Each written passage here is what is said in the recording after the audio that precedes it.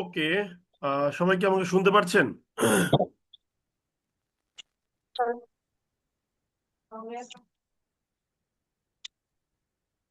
সবাই কি আমাকে হ্যাঁ দাদা। শুনতে পারছেন? হ্যাঁ দাদা, শোনা যাচ্ছে। হ্যাঁ দাদা, আপনার ক্লিয়ার শোনা যাচ্ছে। আচ্ছা হ্যাঁ হ্যাঁ দাদা, দাদা, শোনা যাচ্ছে। শোনা যাচ্ছে। তো ওই গ্রুপে মনে হয় ক্লাস করতেছে এখনো, ওনাকে ম্যাথ ক্লাস মানে এখন, ওই জন্য ওনাকে জয়েন করে নেননি। বুঝি নাই কি বললেন। ওই যে তারেক স্যার ক্লাস করতেছে মেবি, ম্যাথ গ্রুপে আর কি, প্রিলিমিনারি গ্রুপ, সরি। আচ্ছা, ওইটা উনি ক্লাস নিক, সমস্যা নেই, ওরিয়েন্টেশন ক্লাস উনি করুন, সমস্যা নেই। উনি কি ফেসবুক লাইভে নিচ্ছে না উনি? হ্যাঁ, দাদা জুমে নিতে বলছিলাম, কতগুলা কথা শোনা যাচ্ছে। ক্লাস কি হচ্ছে? হ্যাঁ, আমি তো হচ্ছে তা হচ্ছে পাইনি। এখন হচ্ছে। আমি চলে ওকে আসছি দাদা ক্লাস করার জন্য। মাত্র শুরু হয়েছে না? ওকে, না না, সবাই একটু ওটা আগের থেকেই শুরু হয়েছে। সাইলেন্ট থাকেন। হ্যাঁ, আমি ক্লাস শুরু করছি, ক্লাস রেকর্ড হচ্ছে। ফোনটা একটু কমা দাও তো, নয়েজ আসতেছে। তো দেখেন, in our last class what we said, আমরা অ্যাডজেক্টিভ ক্লজ, অ্যাডভার্ব ক্লজ, তারপর হচ্ছে কম্বিনেশন করে কিভাবে বাক্য লেখা যায়, এটা আমরা শিখেছিলাম। এটা শেখানোর পরে আমরা গত ক্লাসে একটা কথা বলেছিলাম যে এমডি পারভেজ দয়া করে রেকর্ডিং এর এই ক্লাসের মধ্যে ডিস্টার্ব করেন না, স্ক্রিনে ডাকাডাকি করেন না, ঠিক আছে? যান, ডিসেবল করে দিলাম, আর কোনো কাজ করতে পারবেন না, তো শেষ। আর আজকে যেহেতু 8 নম্বর ক্লাস শুরু করতেছি, that means we have successfully finished about 10% of our class. Therefore, আজকের পর থেকে if I ever see anyone is disturbing in the class, I mean the class time, মানে ডিস্টার্বিং মানে কি, এই যে স্ক্রিনে দাগাদাগি করতেছেন without my permission or without any kind of necessity, ওনাকে বিনা ওয়ার্নিং এ ক্লাস থেকে ব্যান করে দেওয়া হবে। গিভেন আপনি গ্রুপে থাকলেও একবার ব্যান হয়ে গেলে জুম থেকে আপনি কিন্তু আর এন্ট্রি নিতে পারবেন না। সো এই বিষয়টা সতর্কতার সহিত মাথায় রাখিবেন দয়া করিয়ে। ওকে, এটা যেন ভুল না হয়। তো আমরা লাস্ট ক্লাসে বলেছিলাম যে হোয়াট উই ক্যান ডু, যে অ্যাডজেক্টিভ ক্লজ এই জিনিসটা অ্যাডভার্ব ক্লজের ভিতরে গিয়ে ঢুকতে পারে, ঠিক আছে? তো যেহেতু ঢুকতে পারে, তাহলে এটা শিখেছি গত ক্লাসে, আমরা কম্বাইন আলোচনা করেছি, ঠিক আছে? যারা বলছেন যে ক্লাস কোথায় পাবেন রেকর্ড, ওটা ফিচার্ড পোস্টে পাবেন ভাই, ফিচার্ড পোস্টে গেলেই পেয়ে যাবেন। তো এই যে অ্যাডজেক্টিভ ক্লজ এবং অ্যাডভার্ব ক্লজ কম্বাইন হতে পারে, এখন আজকে আমরা কি বলবো বলেছিলাম, the reduction of adverb clause পড়বো, রিডাকশন অফ অ্যাডভার্ব ক্লজেস, এটা আজকে আমরা শিখবো। এখন প্রথমেই আমাদেরকে সেই আগের মতোই জানতে হবে যে অ্যাডভার্ব ক্লজ কি রিডাকশন করা যায়, এই প্রশ্নটা মনে মনে করতে হবে। এবং এই প্রশ্নটা মনে মনে করার পরে আপনি ওই প্রিভিয়াস লেকচারটা চিন্তা করবেন যে অ্যাডজেক্টিভ ক্লজ কি রিডাকশন করা যায়। তা আমরা উত্তরটা কি বলেছিলাম, যে হ্যাঁ, রিডাকশন করা যায়। কিভাবে রিডাকশন করা যায়? কারণ হলো অ্যাডজেক্টিভ ক্লজ বাক্যের ইন্টিগ্রাল পার্ট না, এটা ছাড়াও বাক্য লেখা যায়, therefore it can be reduced. একইভাবে আমরা বলতে পারি অ্যাডভার্ব ক্লজ ছাড়াও তো we can write lot of sentences. যেহেতু অ্যাডভার্ব ক্লজ ছাড়াও বাক্য লেখা যায়, therefore it is very logical to conclude that adverb ক্লজও বাক্যের ইন্টিগ্রাল পার্ট না। আমরা লিখি adverb clauses are not in integral parts of a sentence. Adverb clause গুলো বাক্যের ইন্টিগ্রাল পার্ট না। Therefore they can be reduced. আচ্ছা, অ্যাডভার্ব ক্লজ যদি বাক্যের ইন্টিগ্রাল পার্ট না, so they can be reduced, ভালো কথা। নাও দ্য কোশ্চেন, রিডাকশন করলে কি হয়ে যায়? ওই আগের মতোই লিখবো, when an adverb clause is reduced, it becomes an adverb phrase. সে একটা অ্যাডভার্ব ফ্রেজে রূপান্তরিত হয়। ওই ওই আগের কথাটাই কিন্তু আমি লিখছি, খেয়াল করে দেখেন। এই জন্য বারবার বলি ইংলিশটা খুব সুন্দর করে স্ট্রাকচারালি শেখা যায়, কিন্তু আমরা একদম হজবরল করে ফেলি। তো it becomes an adverb phrase. Now the question, আমরা কিন্তু আগেই বলেছিলাম যে ক্লজ বাক্যকে নিয়ন্ত্রণ করে, তার ক্লজের একটা বৃহত্তর ক্যাপাসিটি আছে, কিন্তু ফ্রেজ কিন্তু বাক্যকে নিয়ন্ত্রণ করতে পারে না। আমরা লিখবো আনফরচুনেটলি কি লিখলাম? Unfortunately, an adverb phrase has no control over the structure of a sentence. একটা বাক্যের যে গঠন তার উপরে দুর্ভাগ্যবশত কি নেই, অ্যাডভার্ব ফ্রেজের কিন্তু কোনো নিয়ন্ত্রণ নেই। তাহলে আজকে থেকে এটা বুঝতে আমাদের আর কারোর কোনো প্রবলেম হবে না। আচ্ছা, এখন আমাদের বুঝতে হবে যে এই অ্যাডভার্ব ক্লজের রিডাকশনের সিস্টেমটা কি। এই জায়গাটায় এসে একটা ঝামেলা আছে। কি ঝামেলা আছে? এই এই ওই যে মুখের উপর বালিশ শুয়ে আছে। ঝামেলাটা হচ্ছে যে অ্যাজেক্টিভ ক্লজটা আমরা অনেক সুন্দর করে গুছিয়ে গুছিয়ে এনেছিলাম, অনেক বিশদ আলোচনা, কিন্তু রিডাকশনে গিয়ে সিম্পলি দুইটা নিয়ম, একটা স্পেশাল ভাবে একটা জেনারেল ভাবে। এগুলো কোনো নিয়ম না, এগুলো জাস্ট আমি আলোচনার সুবিধার্থে বানাইছিলাম। কিন্তু অ্যাডভার্ব ক্লজে এসে না, এই জায়গাটায় আমাদের একটা ব্যর্থতা আছে। বিকজ অ্যাডভার্ব ক্লজের রিডাকশনের কোনো আগা মাথা পাবেন না আপনি। কেন পাবেন না আমি আপনাকে বলি। একটা তো ইউজুয়াল রিডাকশন আপনি করতে পারবেন, নর্মাল ভাবে করবেন, ঠিক আছে, কিন্তু এই ইউজুয়াল রিডাকশন ছাড়াও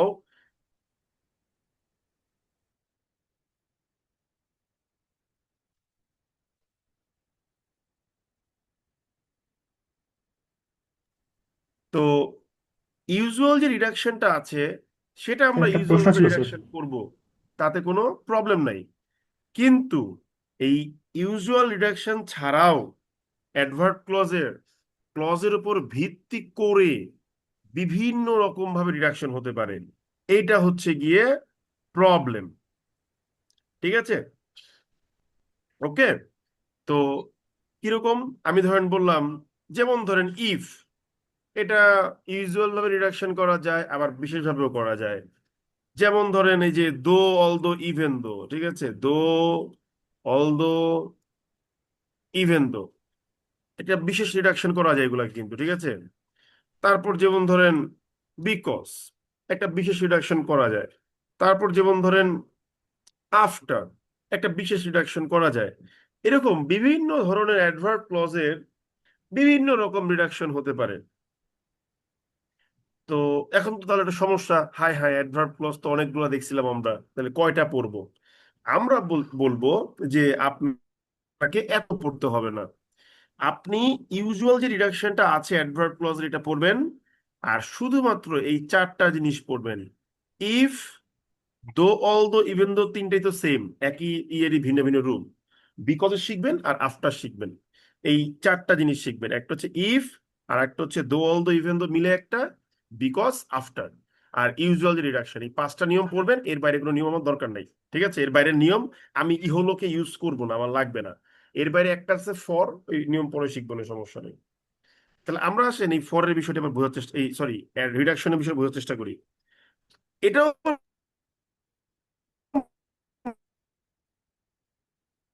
মাথায় রাখতে হবে যে রিডাকশনটা কি হওয়া উচিত, ম্যান্ডেটরি হবে না অপশনাল হবে? অপশনাল। শিট, কারেন্ট চলে গেছে, বুঝলে টাকা।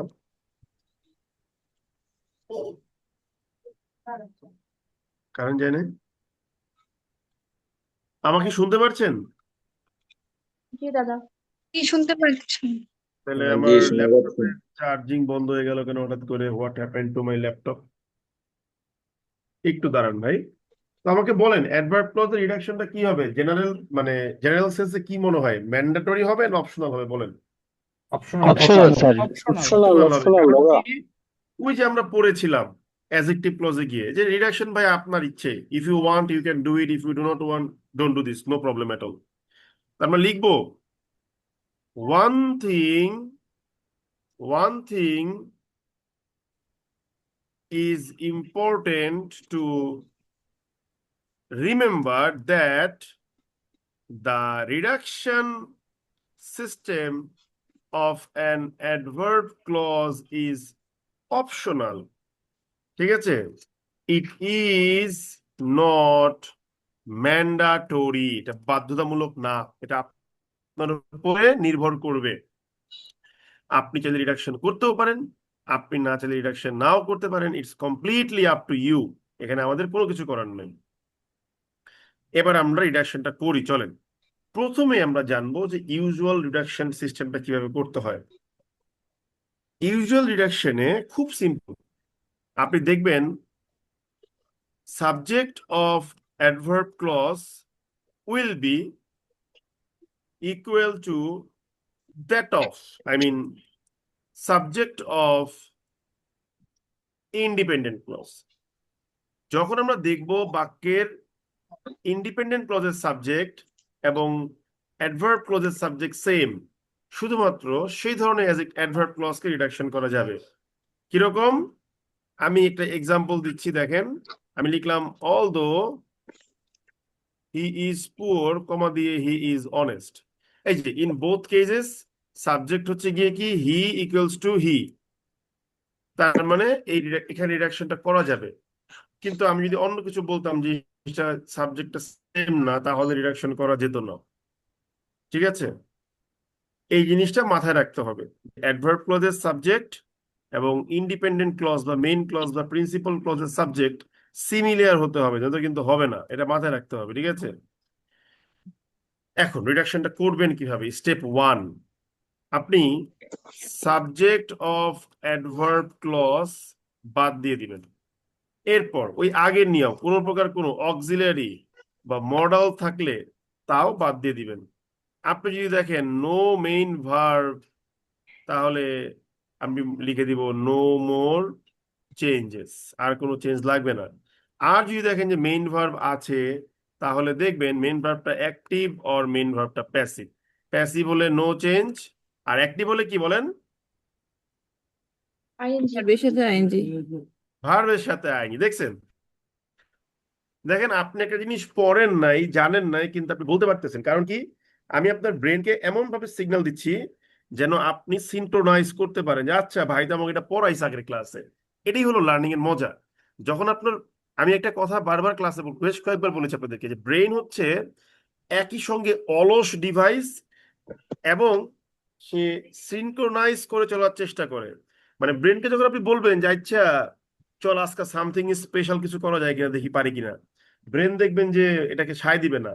ওই রেগুলার যা করতেছেন তাই করতে চাইবে সে বারবার। কারণ কি? সে একটা অলস ডিভাইস। মানে we are somehow build to be lethargic. ঠিক আছে? এই কথাটা অনেকে মাইন্ড করতে পারেন, কিন্তু এটা রিয়েলিটি যে আমাদের বানানোই হয়েছে আলসেমির জন্য মনে হয়। ঠিক আছে? সাইকোলজির কথাবার্তা আর কি। We are build to be lethargic. So to signal your brain that you are doing something innovative, ব্রেনকে এটা বোঝাতে হবে যে what you are doing innovative. যদিও এটা ইনোভেটিভ, কিন্তু এটা somehow related to your previous understanding, knowledge, wisdom, cognizance, whatever you সে।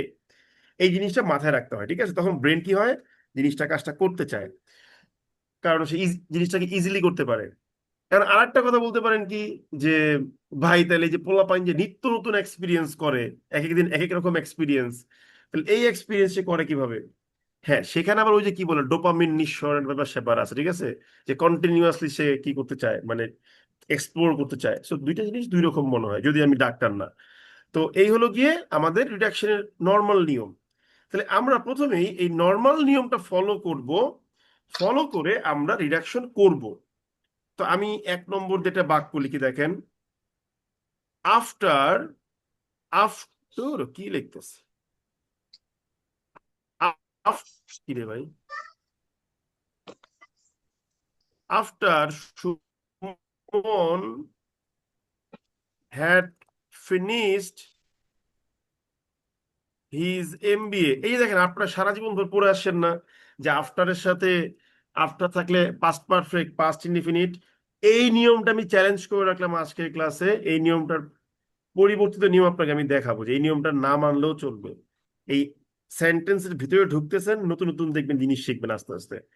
তো after Suman had finished his MBA, he left Canada, say Canada থেকে চলে গেল। ঠিক আছে?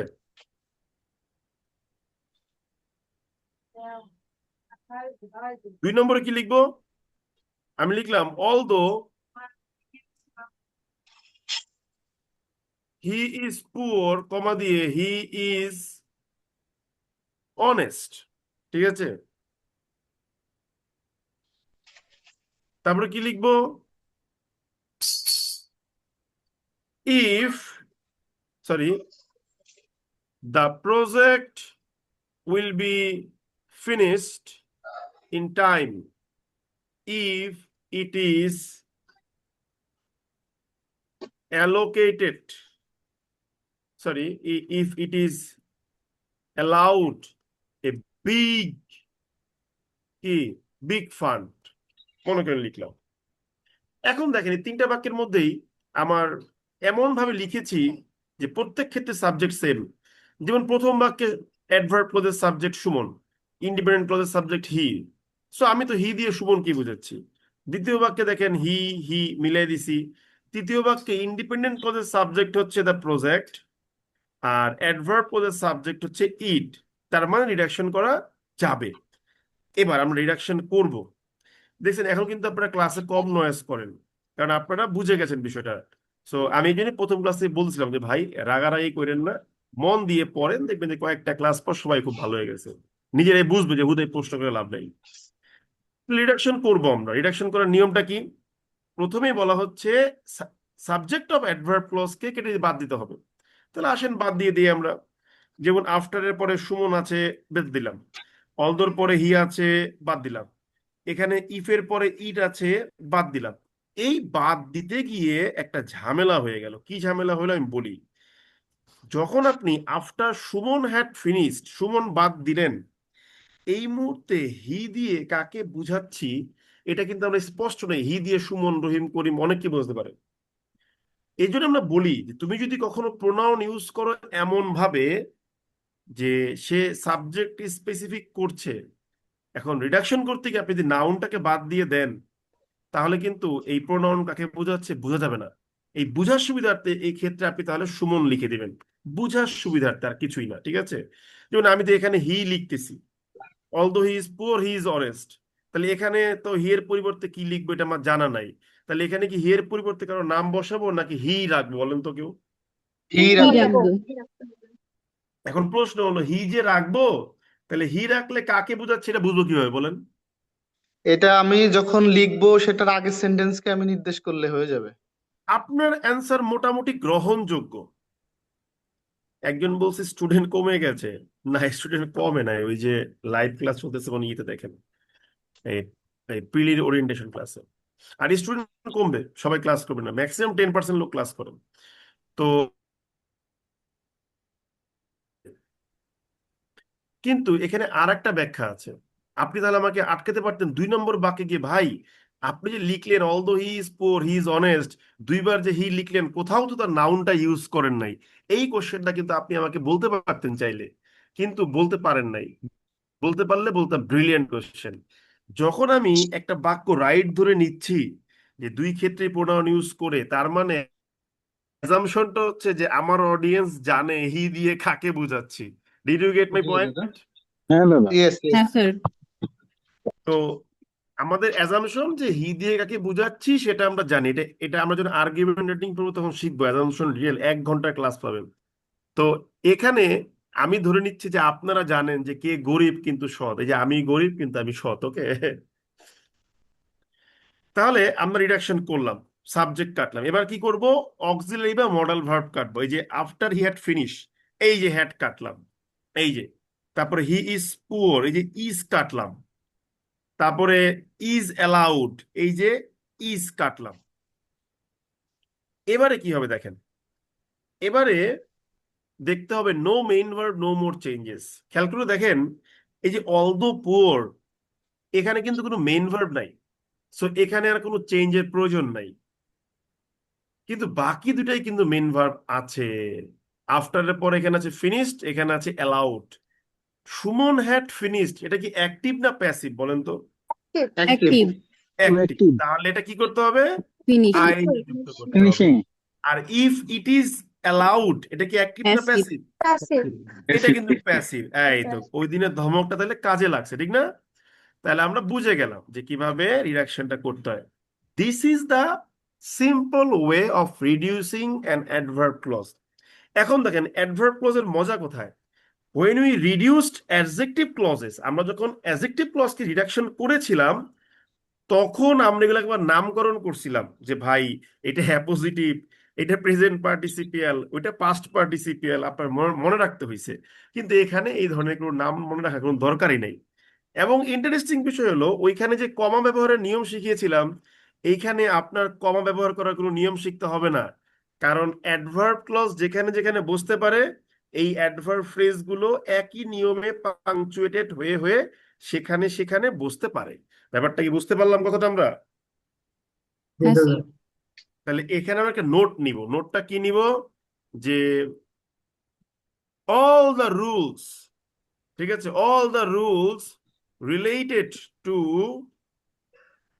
punctuation of adverb clauses will be all the rules related to the punctuation of adverb clauses will be applicable to the concept of adverb clauses, ঠিক আছে?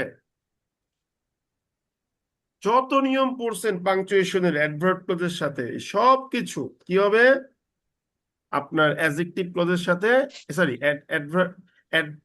এই adverb ফ্রেজের সাথে গিয়ে অ্যাপ্লিকেবল হবে, অ্যাডভার্ব ফ্রেজ হবে, সরি। মানে অ্যাডভার্ব ক্লজ পড়ার সময় যে পাংচুয়েশন গুলো আপনি পড়েছিলেন ওই সমস্ত নিয়ম অ্যাডভার্ব ফ্রেজে গিয়েও কিন্তু কি হবে সেম আপনার থাকবে। প্রয়োগ করা যাবে। আমরা কি ব্যাপারটা বুঝতে পারলাম নাকি বুঝতে পারলাম না? হ্যালো, জি দাদা বুঝেছি। দাদা একটা জি, প্রশ্ন করতে পারি? এবার আমরা এটাকে বাস্তবে প্রয়োগ করে দেখব। যেমন দেখেন আমি একটা বাক্য লিখলাম, কি লিখলাম? যে Suman left Canada after finishing his MBA. এই যে যেহেতু আফটার যুক্ত অ্যাডভার্ব ফ্রেজ পরে বসছে, সো কোনো কমা টমার প্রয়োজন হয় নাই। আপনি যদি বলেন আগে আনবেন তাহলে কি হবে? এই যে যেটা আপনি লিখে রাখছেন ওইটাই আসবে। একটু দাঁড়ান, ঠিক আছে? আপনি যদি বলেন যে না ভাই আমি হ্যাপি না, আমি কি করব? আমি হচ্ছে আমার এই আফটার যুক্ত অ্যাডভার্ব ফ্রেজটাকে ইন্ডিপেন্ডেন্ট ক্লজের সাবজেক্টের পরে নিয়ে প্লেস করব। তাহলে কি হবে? Suman after finishing his PhD, sorry MBA, left Canada. ওই আগে সমস্ত নিয়ম প্রয়োগ করা যাবে, ঠিক আছে? ইভেন আপনি চান যে আপনার প্রয়োজন হয়েছে আপনি এম ড্যাশ দিয়েও আলাদা করতে পারবেন, কোনো সমস্যা নাই। আমরা নোট দিয়ে দিচ্ছি। You can also use the idea of em dash here. For example, আমরা একটা এক্সাম্পল দিয়ে দিই নাকি? মনে করেন আমি লিখলাম যে Suman after finishing his MBA left Canada. Okay, হয়ে গেল। তো ওই সকল ক্ষেত্রেই কিন্তু এটা প্রযোজ্য হবে। আমরা কি বুঝতে পারলাম নাকি পারলাম না বলেন? বুঝতে পারছি ভাইয়া।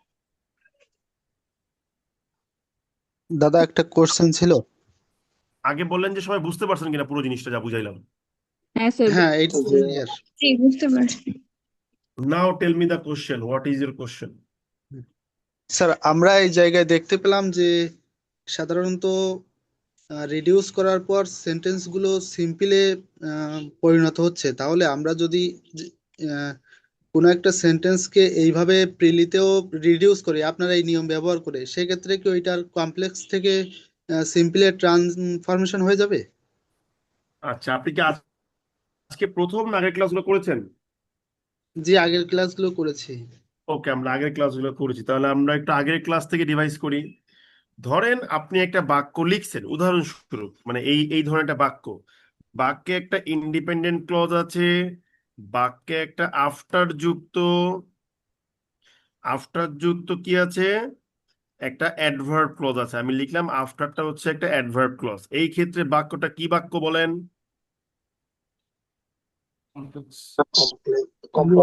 Subordinate clause. কি বাক্য বলেন? Complex sentence. Complex sentence. Good.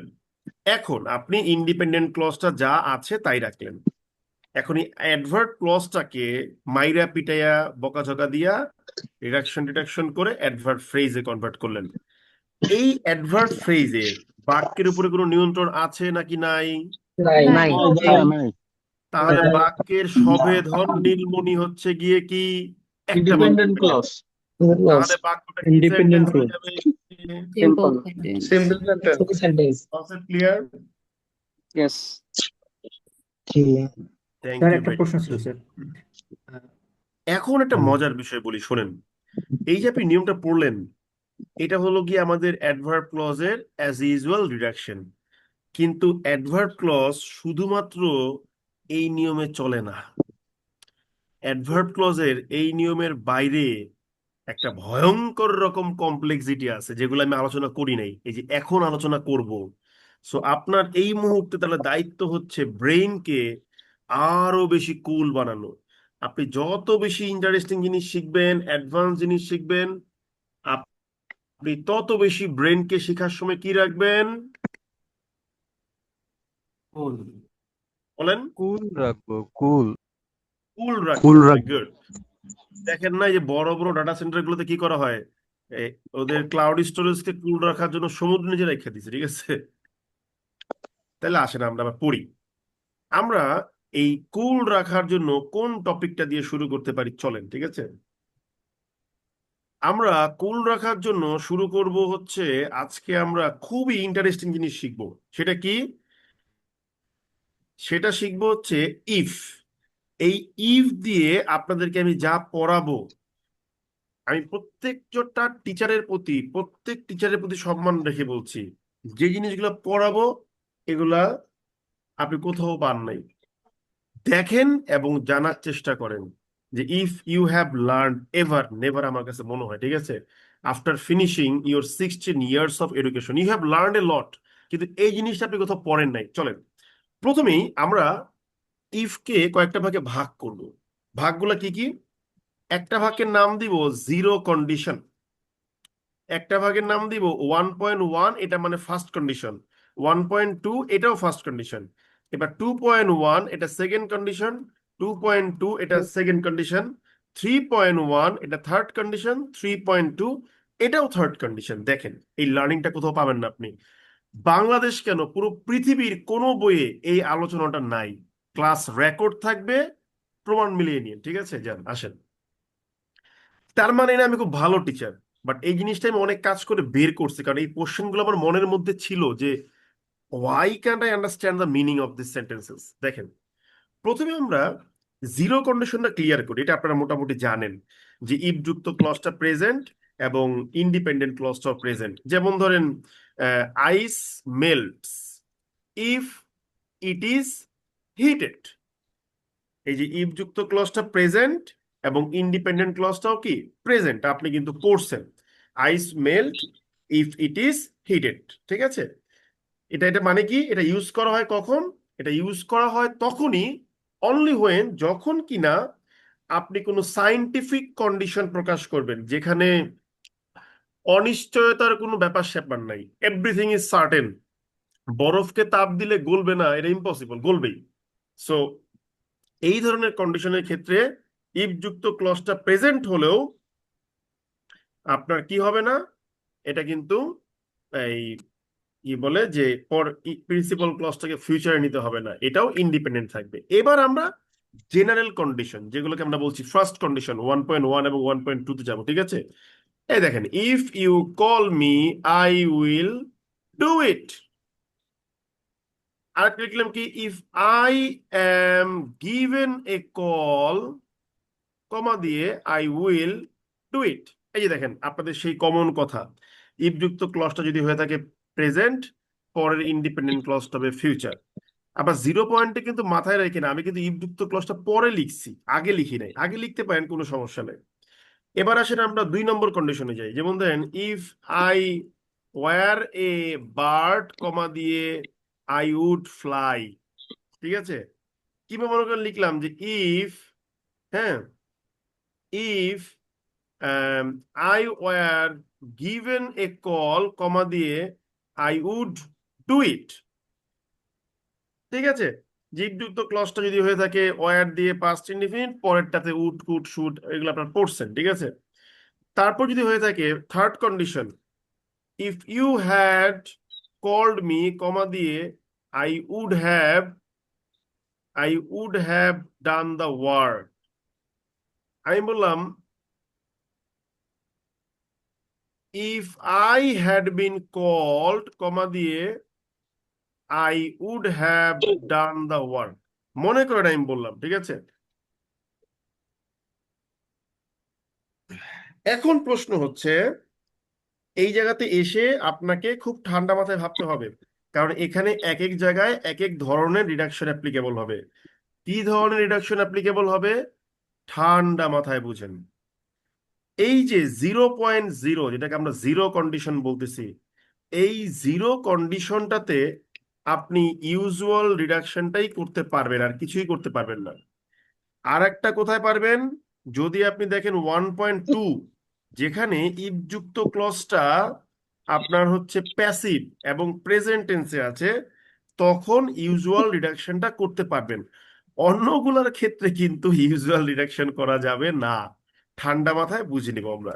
শুধুমাত্র কখন কখন পারবো, যখন আমাদের সেন্টেন্সের ক্ষেত্রে দেখব যে জিরো কন্ডিশন আছে, জিরো কন্ডিশনে পারবো। আর যদি দেখি যে ফার্স্ট কন্ডিশনে সেন্টেন্সটা হচ্ছে গিয়ে কি আপনার ইফযুক্ত ক্লজটা প্যাসিভ, তাহলে নর্মাল ভাবে রিডাকশন করা যাবে। এই জিনিসটা আমাদের শিখে রাখতে হবে, এই জিনিসটা কোনোভাবেই ভুল করা যাবে না। এবার আমরা নর্মাল রিডাকশন করি। ইফযুক্ত ক্লজে গিয়ে প্রথমে সাবজেক্টের ইট কাটলাম, তারপরে অক্সিলারি ইজ কাটলাম, কাটার পরে দেখলাম এটা প্যাসিভ, এটা কিছুই করতে হবে না, যা আছে তাই। এখানেও 1.2-তে গিয়ে আমি আই কাটলাম, আয়ের পরে এখানে এম কাটলাম, তারপরে দেখলাম যে এখানে প্যাসিভ, কিছুই করতে হবে না, এটা এটাই থাকবে, শেষ। বুঝতে পারলাম ব্যাপারটা আমরা? জি ভাইয়া। সবাই একটু জোরে বলেন। জি ভাইয়া। জি দাদা, বুঝতে পারছি। ওকে, থ্যাংক জি ইউ। দাদা। এখন প্রশ্ন হলো বাকিগুলোর ক্ষেত্রে তাহলে আমাদের কি হবে। হ্যাঁ, বাকিগুলোর ক্ষেত্রে আপনি শুধুমাত্র একটা জিনিস মনে রাখতে হবে যে এই 1.1-এ আপনি কোনো রিডাকশন ফিডাকশন কিছুই করতে পারবেন না। এই প্রেজেন্ট এই 1.1-এ আই মিন ফার্স্ট, কি বলে আপনার ফার্স্ট কন্ডিশনে নো রিডাকশন, যখন ইফযুক্ত ক্লজটা অ্যাক্টিভ।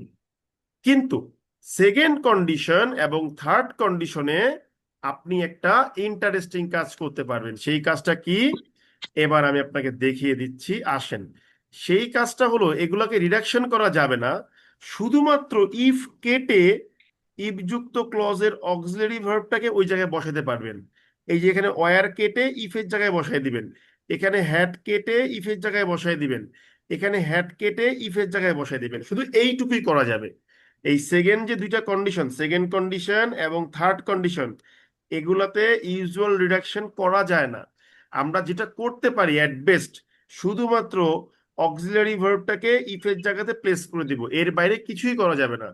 কিন্তু এখানে মাথায় রাখতে হবে, আমি যখন এই ইফ বাদ দিয়ে ওয়্যারটাকে ইফের জায়গায় বসিয়ে দিব, এটা কি রিডাকশন হলো নাকি রিডাকশন হলো না? আপনার কমন সেন্স কি বলে?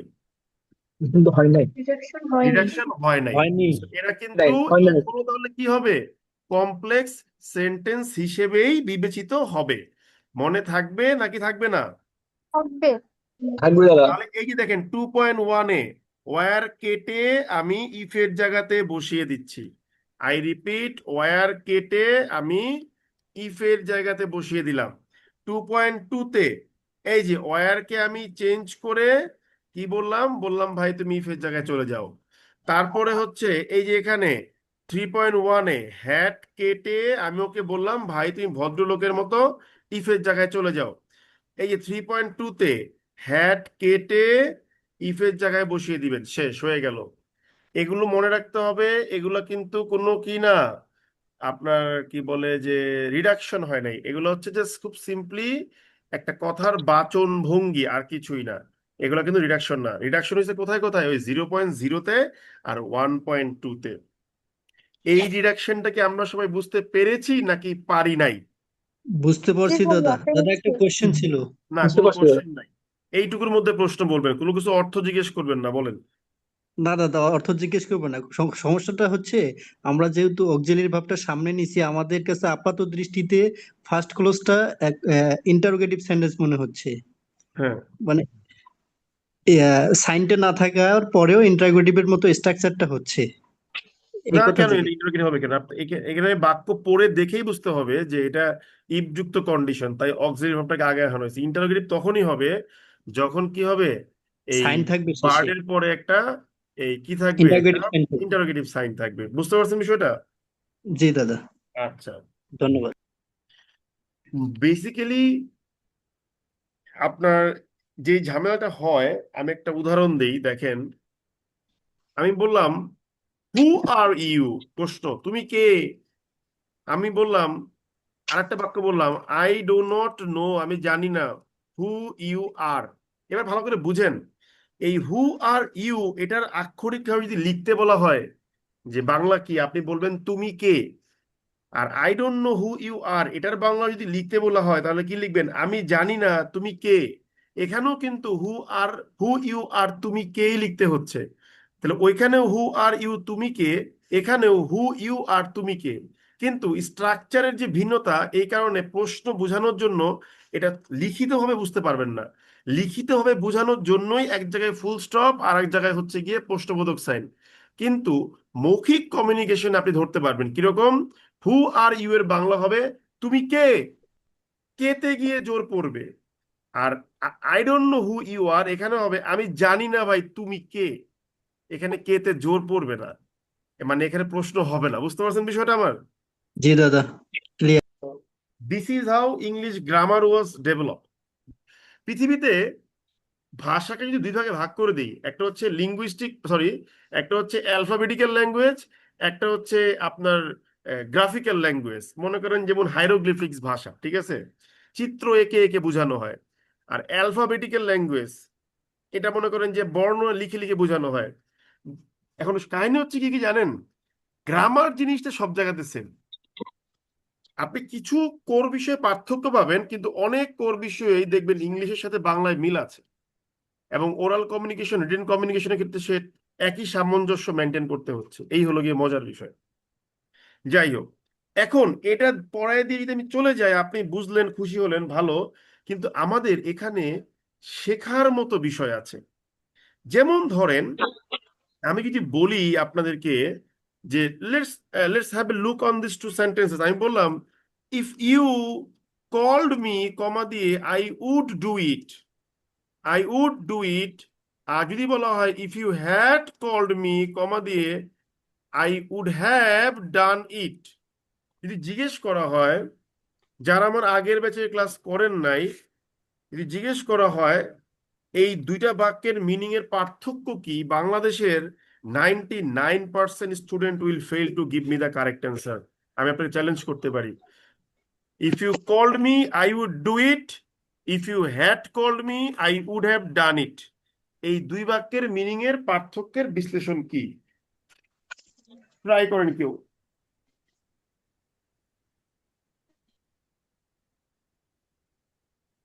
দেখছেন, পুরো ক্লাস চুপ হয়ে গেছে, এর দাদা কারণটা কি? প্রথমটা বুঝে আর একটা ফার্স্ট বুঝে করতাম, আরেকটা হচ্ছে করতে পারতাম, এরকম হবে হয়তো বারোটা।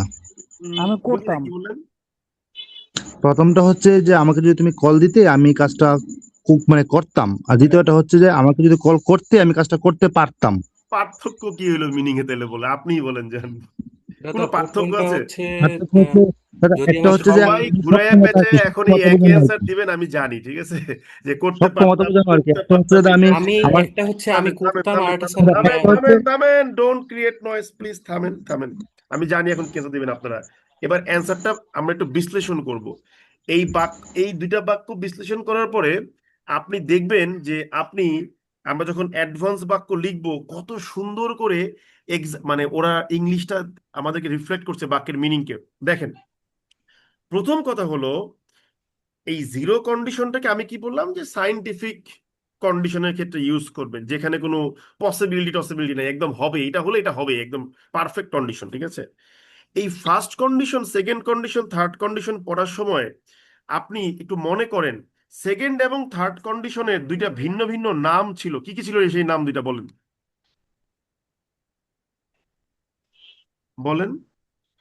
দাদা একটা ছিল হচ্ছে পাস্ট কন্ডিশন। পাস্ট কন্ডিশন বলে কোনো কন্ডিশন নাই, ঠিক আছে। এটা বেসিক্যালি ছিল হচ্ছে আনরিয়েল কন্ডিশন। এই সেকেন্ড কন্ডিশন এবং থার্ড কন্ডিশন আপনি দেখেন, আপনি যদি ফার্স্ট কন্ডিশনের বাক্য দুইটা পড়েন, if you call me I will do it, তুমি কল দিলে আমি কাজটা করব। If I am given a call I will do it, আমারে যদি কল করা হয় আমি কাজটা করব। এখানে কোনো আনরিয়েল সেন্স দেওয়া হচ্ছে না। কিন্তু সেকেন্ড কন্ডিশন এবং থার্ড কন্ডিশন বলতেছে ভাই এখানে কোনো রিয়েল কথাবার্তা নাই। আমি বললাম ভাই তোর মন খারাপ কি লিগা? আপনি বললেন ভাই যদি পাখি হইতে পারতাম তাহলে আকাশে উঠতাম, চলে আমি গেল। আজ পাখি না বলে আমি তাই উঠতেও পারতেছি না। তার মানে কি সেকেন্ড কন্ডিশনে যা বলা হয় বা থার্ড কন্ডিশনে যা বলা হয়, এই জিনিসটার পার্থক্য হচ্ছে এগুলো আনরিয়েল বাক্য বলা হয়। শুধুমাত্র ফার্স্ট কন্ডিশনে গিয়ে বা জিরো কন্ডিশনে গিয়ে আমরা রিয়েল বাক্য বলি। এইটুকু আমরা বুঝতে পারছি। জি ভাইয়া। এইবার একটা মজার জিনিস শিখবো, আসেন। যদিও এটা টেন্সের ক্লাসের আলোচনা, কিন্তু এই আজকেই আপনাদের মাথায় টেন্সের বীজ বপন করা হবে। সেটাকে আলোচনা করবো কখন? 13 বা 14 নম্বর ক্লাসে গিয়ে। আপনারা গতানুগতিক ভাবে যে টেন্স পড়েন, মার্কেটে অনেক স্যার টেন্স পড়ায়, খুব ব্রিলিয়েন্ট ওয়েতে পড়ায়। আমি জাস্ট এই ওনাদের এই লার্নিং এর প্রতি সম্মান রেখে একটা ছোট্ট জিনিস জাস্ট অ্যাড করে দেবো, আর কিছুই না, ঠিক আছে। সবাই খুব সুন্দর করে পড়ায়, আমি দেখছি, আমি নাম মেনশন করব না, বাট আসলেই খুব অসম পড়ায়, ঠিক আছে। তো যেই টেন্স টেন্স বলতে আমরা যে টেন্সটা পড়ি টেন্সের ক্লাসে, যে present tense, past tense, future tense, এগুলো বেসিক্যালি হচ্ছে কি জানেন? রিয়েল টেন্সের এক্সাম্পল। এগুলো হচ্ছে গিয়ে সব রিয়েল টেন্সের এক্সাম্পল। আমি কাজটা করেছি, প্রেজেন্ট পারফেক্ট টেন্সের এক্সাম্পল। হ্যাঁ আমি আসলেই কাজটা করছি, রিয়েল কথাবার্তা। ভাই আমি কাজটা করি নাই, হ্যাঁ আমি আসলেই কাজটা করি নাই। আমি কাজটা করব, আমি কাজটা করব না। আমি কাজটা করছিলাম, আমি কাজটা করি নাই। এই ধরনের বাক্যগুলো দিয়ে যখন আপনি টেন্স পড়তেছেন, আপনি বেসিক্যালি রিয়েল সেন্সটা বুঝতেছেন। টেন্সকে আমি পড়ানোর সময় বলে দেই যে টেন্স দুই প্রকার, একটা হচ্ছে রিয়েল টেন্স, একটা হচ্ছে আনরিয়েল টেন্স। গতানুগতিক টেন্সের ক্লাস বলতে আমরা যা পড়ি সেটা হচ্ছে এই real tense. Did you get my point? জি ভাইয়া। হ্যাঁ হ্যাঁ দাদা। কিন্তু হ্যাঁ আরেকটা দাদা। জগৎ আছে যেটাকে অনেক কমপ্লেক্স করে মডাল টডাল হাবি জাবি এটা সেটা দিয়ে বোঝানো হয়, সেটা হচ্ছে আনরিয়েল টেন্সের জগৎ। এখন একটা মজার বিষয় বলি, খুবই ইন্টারেস্টিং বিষয়। নর্মালি রিয়েল টেন্সে যেমন প্রেজেন্ট টেন্স হয়, পাস্ট টেন্স হয়, ফিউচার টেন্স হয়, আনরিয়েল টেন্সে গিয়েও কিন্তু প্রেজেন্টের আনরিয়েল টেন্স হয়। এই আলোচনাটা কোথাও পান নাই আমি জানি। একইভাবে আনরিয়েল টেন্সে কিন্তু পাস্টের আনরিয়েল টেন্স হয়। মাথায় ঢুকেছে? জি ভাইয়া। হ্যাঁ স্যার। শুনলাম আর কি ডার্ক ওয়েব। এটা প্রথম শুনলাম, এটা আসলে একটা ইন্টারেস্টিং বিষয়। এই অনেক ইন্টারেস্টিং। আপনারা ঠান্ডা মাথায় বুঝেন, কথার ক্লাসে উত্তেজনা সব ভুলে যাবেন না আবার, ঠিক আছে। যে আমরা যা পড়ি টেন্স বলতে, তা শুনেন, কথাটা প্রথম শুনেন নাই ভাই। এই কথা আপনি ভার্সিটি অ্যাডমিশন টেস্ট দেওয়ার সময় পড়ছেন ক্লিপস্টফেলে, কিন্তু আপনাদের পড়ানো হয়েছে এমন ভাবে যে খালি স্ট্রাকচার পড়ে পড়ে পড়ে পড়ে পড়ে চলে গেছেন। আমি ক্লিপস্টফেল বই ওপেন করে আপনাকে রেফারেন্স দিয়ে দিয়ে পেজ নাম্বার দিয়ে দেখাতে পারবো এটা আছে, ঠিক আছে। কিন্তু ওই যে বলি যে কোথাও আলোচনা করা নাই। কেন বলি? এই কারণে আপনি জানেন না কোথায় আসছে, ঠিক আছে। সেটা একটা টুইস্ট একটা কথা ছিল, আর কিছুই না। Sorry for that. এই ডিসক্লেমার দেওয়াটা ঠিক হয় নাই, সেটা উইথড্র করে নিলাম নাকি। হ্যালো হ্যাঁ হ্যালো দাদা Yes, sir. হ্যাঁ দাদা এটা উইথড্র করলাম। তাহলে কি দাঁড়ালো, আমরা জিনিসটা আরেকটু সেন্সিবলি ক্লিয়ার করি। আমরা সাধারণত প্রেজেন্ট ইনডিফিনিট কন্টিনিউয়াস এই সেই ব্লা ব্লা ব্লা ব্লা বলতে যে টেন্স পড়ি, এগুলো সব রিয়েল টেন্স। আজকে আমরা এক্সপ্লোর করব আনরিয়েল টেন্স। এই আনরিয়েল টেন্সে এসেই মূলত আমাদের টেন্সের ঝামেলা লাগে। আমরা বলি না যে আচ্ছা টেন্স তো পড়লাম, এই বাক্যটা আমি লিখতে পারলাম না কেন? এর কারণটা হচ্ছে আনরিয়েল টেন্স ধরতে পারেন না, ঠিক আছে? তো আনরিয়েল টেন্সে গিয়েও প্রেজেন্টের আনরিয়েল টেন্স হয়, পাস্টের আনরিয়েল হয়, ইভেন ফিউচারেরও আনরিয়েল টেন্স হয়। তবে ফিউচারের আনরিয়েল টেন্সটা আমাদের এখনকার আলোচনার প্রাসঙ্গিক বিষয় না, সো এটা আমাদের বাদ দিয়ে দিলেও হবে।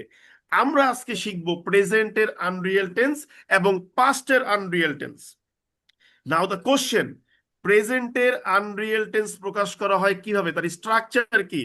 মনে রাখবেন, it is expressed by using the concept of past indefinite. Mind it. প্রেজেন্টের আনরিয়েল টেন্স প্রকাশ করা হয় পাস্ট ইনডিফিনিট দিয়ে, আর পাস্টের আনরিয়েল টেন্স প্রকাশ করা হয় কি দিয়ে? It is expressed by Past using perfect. The concept of past perfect tense. এইবার দেখবেন আপনার সাথে মিলে যাবে। খেয়াল করে দেখেন, আপনি যখন আনরিয়েল বাক্য লিখতেছিলেন, if I were a bird, এই ইফ যুক্ত ক্লজটা কোন টেন্সে ছিল? Past indefinite. পাস্টে ছিল। তার মানে এটা কিসের আনরিয়েল বুঝাচ্ছিল? Present. Exactly, brilliant idea. তার মানে এটা হচ্ছে প্রেজেন্ট আনরিয়েল বুঝাচ্ছে। এই দুইটা সিম্পল জিনিস না বুঝার কারণে আপনারা ইংলিশে যে ধাক্কা খাইছেন। এই যে if you had called me, এটা তাহলে কিসের আনরিয়েল? পাস্টার পাস্টের। এই যে ধরে ফেলছেন, দেখছেন? এটা হলো পাস্টের আনরিয়েল। তার মানে যখন আমি আপনাকে জিজ্ঞেস করেছিলাম if you called me I would do it, if you had called me I would have done it, আপনার তখন বুঝতে হতো যে প্রথমটা হচ্ছে প্রেজেন্টের আনরিয়েল আর পরেরটা হচ্ছে পাস্টের আনরিয়েল। আমরা কি স্ট্রাকচারাল পার্থক্যটা ধরতে পেরেছি এবার? Yes, sir. Brilliant. এখন প্রশ্ন হচ্ছে দাদা মিনিং কিরকম হবে? এই কোনো কথা না, চুপ। এইটুকু বুঝতে পারছেন কিনা বলেন? जी भैया। ওকে, এখন প্রশ্ন হচ্ছে মিনিং এর পার্থক্য কি? খাঁটি বাংলায় বলতে গেলে যদি লিখিতভাবে আপনি লিখেন, এই দুইটার বাংলা মিনিং এক। যে তুমি যদি আমারে কল করতা তাহলে আমি কাজটা করতাম, কিন্তু বুঝাচ্ছি কি তুমি আমাকে কল করো নাই, তাই কাজটা করাও হয় নাই। এইটুকু কি বুঝতে পারলাম? জি দাদা তার মানে কি বুঝতে পারলাম? প্রথমটা প্রেজেন্টের আনরিয়েল, পরেরটা পাস্টের আনরিয়েল, কিন্তু খাঁটি বাংলায় লিখিত হবে মিনিং কিন্তু একই। তুমি যদি কল করতা তাহলে আমি কাজটা করতাম, তুমি আমার কল করো নাই তাই আমি কাজ করিও নাই।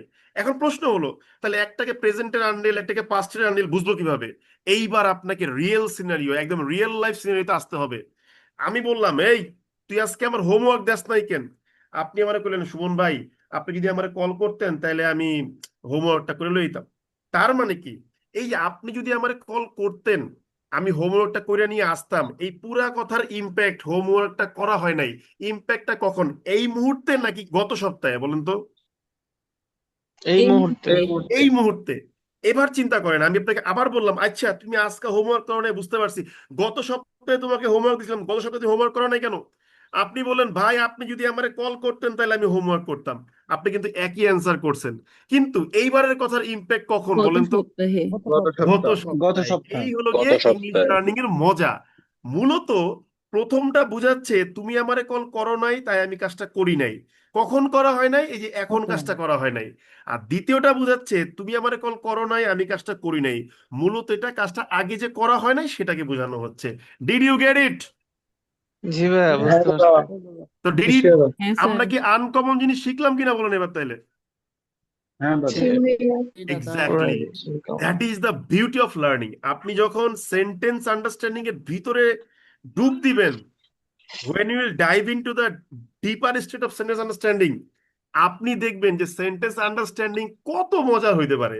এইবার দেখেন, আপনি যে পত্রিকা পড়ে বলেন ভাই আমি পত্রিকা পড়ি বাক্যের মিনিং বুঝি না, এর কারণটা কি? এই মিনিং আজকে আমরা বুঝবো। আসেন, ধরেন আপনি পত্রিকা পড়তে পড়তে পড়তে পড়তে একটা বাক্য দেখলেন। কি বাক্য দেখলেন? আপনি একটা বাক্য দেখলেন, এরকম লিখছে, if Bangladesh took some pragmatic steps, it could avoid the recent outbreak of কি বলে of of several diseases। এখন প্রশ্ন হচ্ছে, এই যে একটা বাক্য লিখলাম, এই একই বাক্যকে মনে করেন আমি যদি মনে করেন এই টুকটাকে লিখে দিতাম যে হ্যাড টেকেন, আর এখানে মনে করেন যে কুড হ্যাভ অ্যাভয়েড, এরকম মনে করেন লিখে দিলাম, সেক্ষেত্রে আপনি আমাকে বলেন দুইটা বাক্যের আমাদের বর্তমান বাংলাদেশের যে রোগের প্রাদুর্ভাব দেখে কোন বাক্যটা বলা উচিত? বলেন তো বুদ্ধি করে। প্রথমটা। ফার্স্ট এডটা। প্রথমটা, কারণ প্রেজেন্টের আনরিয়াল বুঝাবো। দেখছেন, আপনি যে বলেন আপনি ইংলিশ বুঝেন না, আসলে তা না, আপনাকে ইংলিশটা বোঝানো হয় নাই, দ্যাট ইজ দ্য প্রবলেম। এবার আপনি বলেন, আমি বললাম আচ্ছা তাহলে কোভিড এর সময় 2020 সালে যে এতগুলা ঝামেলা হয়ে গেল গা, তখন তাহলে আমরা কেন পারলাম না? সেক্ষেত্রে কোনটা বলবেন? দ্বিতীয়টা। দ্বিতীয় দাদা। Brilliant. দেখছেন আপনার মধ্যে কত সুন্দর ইংলিশ আন্ডারস্ট্যান্ডিং এর সেন্স আছে, শুধুমাত্র আপনাকে ধরাই দিতে হবে, আর কিছুই না। বুঝতে পারছি না আমরা বিষয়টা আজকে? জি ভাইয়া। সবাই বলেন বুঝতে পারছেন কিনা? হ্যাঁ দাদা, বুঝছি দাদা। আপনারা খুশি? বুঝছি। আপনারা খুশি কিনা বলেন?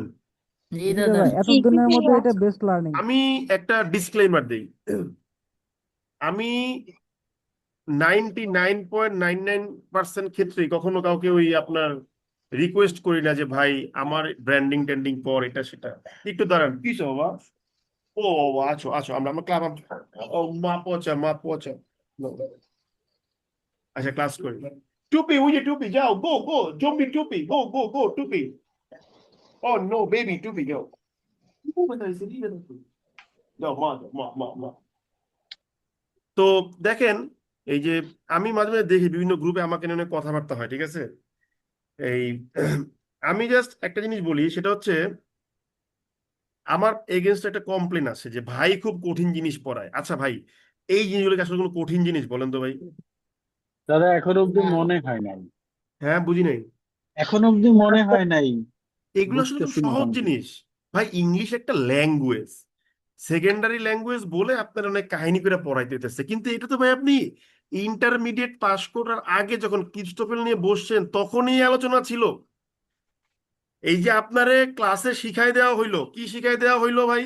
এই দেখেন, অ্যাজ ইফ বা অ্যাজ দোর ক্ষেত্রে কি হবে? যদি আগেরটা হয় প্রেজেন্ট, পরেরটা হয় পাস্ট ইনডিফিনিট, আগেরটা যদি হয় পাস্ট, পরেরটা হয় past perfect. Did you ever ask your teacher যে ভাই এই নিয়মটা ডিরাইভেশন বা উৎপত্তি কোন জায়গা থেকে, জিজ্ঞেস করছেন কখনো কাউকে? না। That is your failure, that is and that was your failure, যে you did not ask your teacher যে নিয়মটা কোত্থেকে আসছে। ইন্টারেস্টিংলি এই নিয়মটাও কিন্তু প্রেজেন্টের আনরিয়েল এবং পাস্টের আনরিয়েল থেকে আসছে। আমরা শিখবো, টেনশন করার কোনো কারণ নেই, ঠিক আছে? তাহলে আমরা একটু দেখি যে আমরা আজকে ইফ এর নিয়মটা পুরোপুরি ভাবে অবগত হইলাম কিনা, পারছি আমরা? জি ভাইয়া। আচ্ছা, এইবার দেখেন আপনাকে দেখাই প্রফেশনাল সেন্টেন্স মেকিং। আপনি যে বাক্যটা লিখলেন, if Bangladesh had taken some pragmatic steps it could have avoided the recent outbreak of several diseases, এই বাক্যটাকে আমি যদি বলতাম যে অ্যাডভার্ব ক্লজটাকে অ্যাডভার্ব ক্লজটাকে পরে নিয়ে যাব আর মেইন ক্লজটাকে আগে নিয়ে আসবো, পারতাম না আমি? জি ভাইয়া। পারতাম। তাহলে আমি লিখলাম যে বাংলাদেশ কুড হ্যাভ ব্লা ব্লা ব্লা ব্লা ব্লা, বললাম যে if it had taken some pragmatic measures, মনে করেন লিখলাম একবার, যেহেতু আমি স্টেপস লিখছি, একবার ধরেন মেজার্স লিখবো, একবার মনে করেন অ্যাকশনস লিখবো। আবার যখন মনে করেন বলবো যে একদম কোপাসামসু মিজার, তখন বলি স্টার্ন মিজার্স, ঠিক আছে, STERN, স্টার্ন মিজার্স, ঠিক আছে। এবার দেখেন একটা জিনিস বলি, এই বাক্যটা দেখেন কত পশ হয়ে যাবে, দেখেন পশনেস কাকে বলে, কত প্রকার, কি কি সংজ্ঞা সহ উদাহরণ। এই যে আপনার অ্যাডভার্ব ক্লজটা, এই যে আপনার অ্যাডভার্ব ক্লজটা, আপনি যদি বলেন যে ভাই আমি হ্যাডটাকে কেটে এই ইফের জায়গায় বসায় দিব, দেখেন বাক্য মনে হবে হাই হাই আমি কি লিখছি। এই যে পত্রিকা পড়ে যে বুঝেন না, এর কারণ হচ্ছে এটা যে Bangladesh could have avoided the recent outbreak of several diseases had it taken some pragmatic measures. কেমন বাক্যটা তাহলে এবার বলেন, সুন্দর না? জি হ্যাঁ ভাইয়া। আচ্ছা, এবার ধরেন আমরা এই বাক্যটাকেই রাখলাম, এবার আপনারা বুদ্ধি করে বলবেন এই বাক্যের ইন্ডিপেন্ডেন্ট ক্লজের সাবজেক্ট কে? বাংলাদেশ বাংলাদেশ। বাংলাদেশ। এবার আসেন এই adverb clause had it taken some pragmatic measure, এই অ্যাডভার্ব ক্লজের অবজেক্ট কে বলেন তো বুদ্ধি করে? Some pragmatic measures. Pragmatic Some measures, pragmatic. Some Some pragmatic measures. pragmatic measure. এবার আমি যদি বলি আমি বাংলাদেশের জন্য একটা অ্যাডজেক্টিভ ক্লজ আনবো, কোনো সমস্যা আছে আনলে? না স্যার। কোনো সমস্যা নাই, ধরে ফেলছি আমরা, দেখছেন? ওই যে দেখেন সেই আগের লার্নিং এখন লাগতেছে কাজে, দেখছেন? এটাই হলো রিয়েল পড়াশোনা আমি মনে করি। এই যে দেখেন বাংলাদেশের জন্য একটা অ্যাডজেক্টিভ ক্লজ আনলাম, আমি মনে করেন লিখলাম যে দ্যাট দ্যাট এখানে একটা জিনিস বলি, এখানে দ্যাট এর পরে আমি যদিও অ্যান্ডিউড লিখতেছি, কিন্তু এটা গ্রামাটিক্যালি আমার মনে হয় খুব একটা সুইটেবল হচ্ছে না। এখানে আপনি বলতে পারেন তাহলে যেটা সুইটেবল সেটা আমাকে লেখেন, সেটা লিখাবো। কখন লিখাবো? যখন আমরা টেন্স ক্লাসে যাব। আপাতত আমরা এই কি বলে আহ একটু দাঁড়ান, একটা ফোন আসছে আমার। হ্যালো,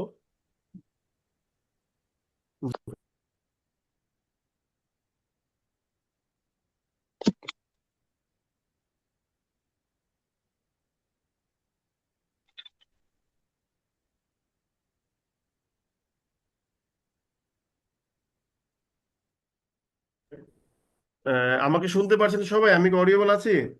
জি ভাইয়া। Okay. তো এখানে এই অ্যান্ডিউরের যে ব্যাপার স্যাপারটা, এখানে গ্রামাটিক্যালি অ্যারোনোয়াস হচ্ছে, ভুল হচ্ছে, আমি স্বীকার করে নিচ্ছি, কিন্তু ওইটা আমরা পরে শিখবো, ঠিক আছে? ওইটা এখন আমাদের দেখতে হবে না। একজন ভাই বলছেন যে কি বলছে, অস্টিয়ার মিজার দিবেন, কিন্তু আমি বলবো যে না, অস্টিয়ার মিজারটা আমরা নিব না। কেন নিব না? কারণটা হচ্ছে অস্টিয়ার মিজার বলতে সাধারণত আমরা বুঝি কস্ট কার্টেইল করা, ঠিক আছে, খরচ কমানো।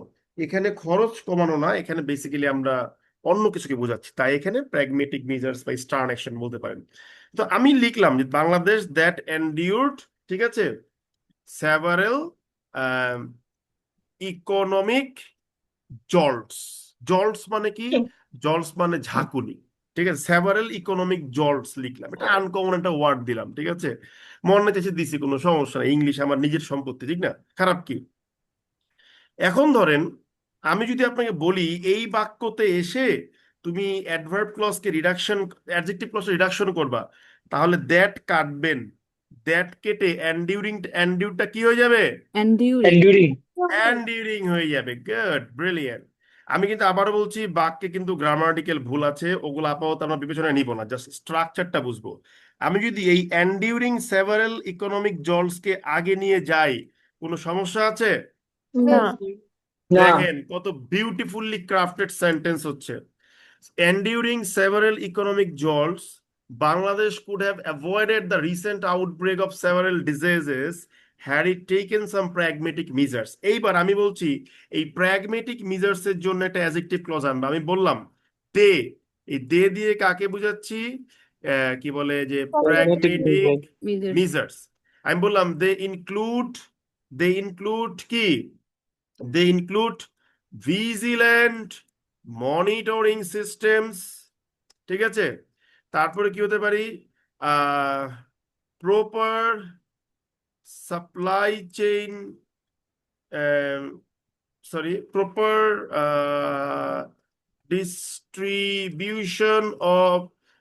distributions of life saving medicines and and and হচ্ছে গিয়ে কি, অ্যান্ড হচ্ছে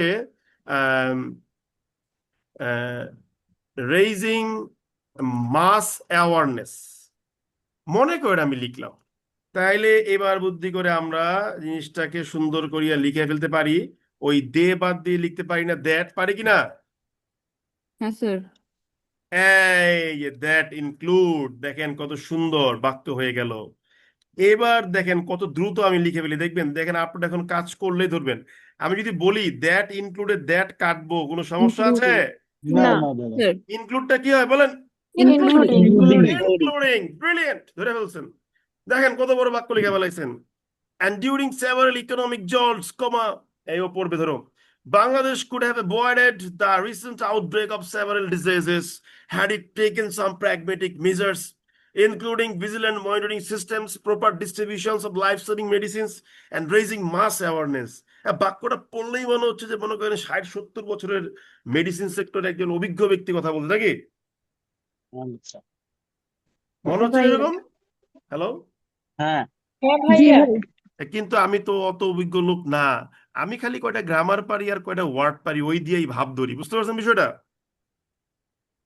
হ্যাঁ ভাইয়া তাহলে দেখেন, ছোট ছোট আন্ডারস্ট্যান্ডিং কে যদি এক করা যায়, কত সুন্দর এবং কত বিউটিফুল জিনিস বানানো যায়। দেখছেন, আমরা যেন বারবার বলি যে ভাই তুই কিচ্ছু পড়িস না, কোনো সমস্যা নেই, আমার খেলাধুলা করিস। বলেন, কি বললেন?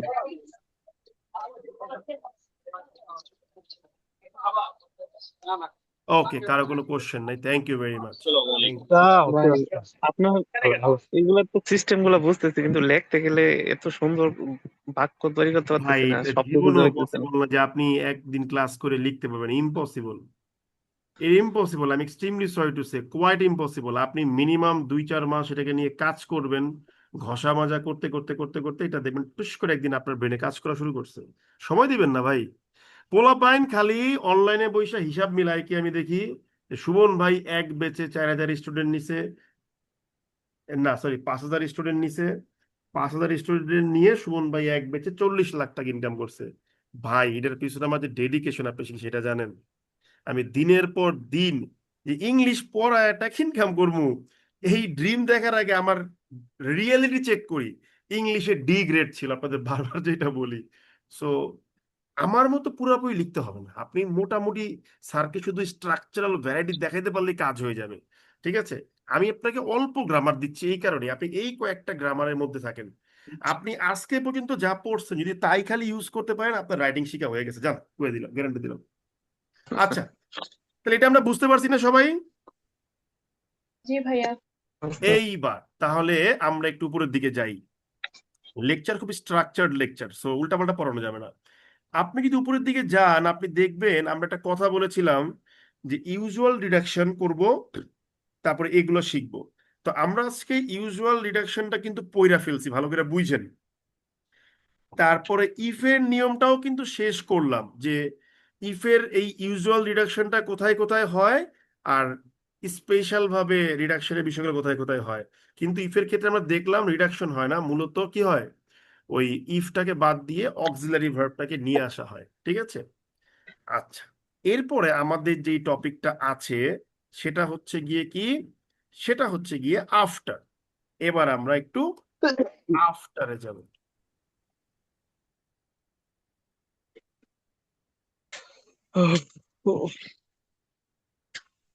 এরপরে আমরা যাব হচ্ছে আফটারে। ঠিক আছে, আফটারে গিয়ে আমরা 3টা বাক্য প্রথমে লিখবো বুঝার সুবিধার্থে। দেখেন ভালো করে বুঝবেন।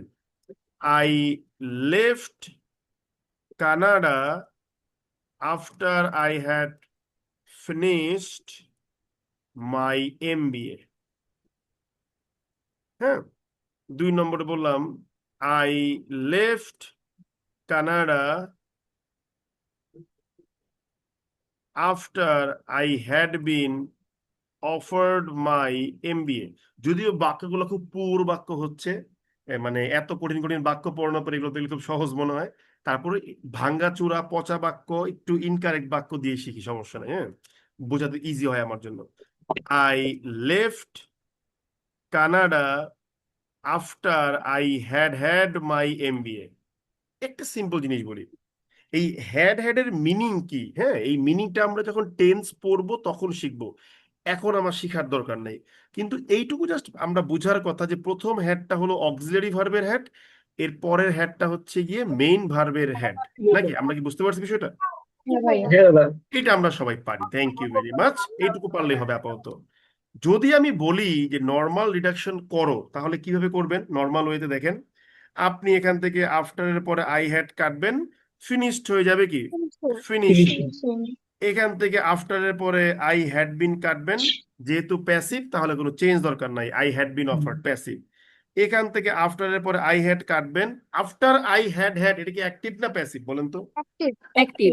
অ্যাক্টিভ, ব্রিলিয়েন্ট, তাহলে এটা হয়ে যাবে হ্যাভিং। হ্যাভিং। এইটুকু কি আমরা বুঝতে পারছি না বুঝি নাই বলেন? বুঝতে পারছি। ব্রিলিয়েন্ট।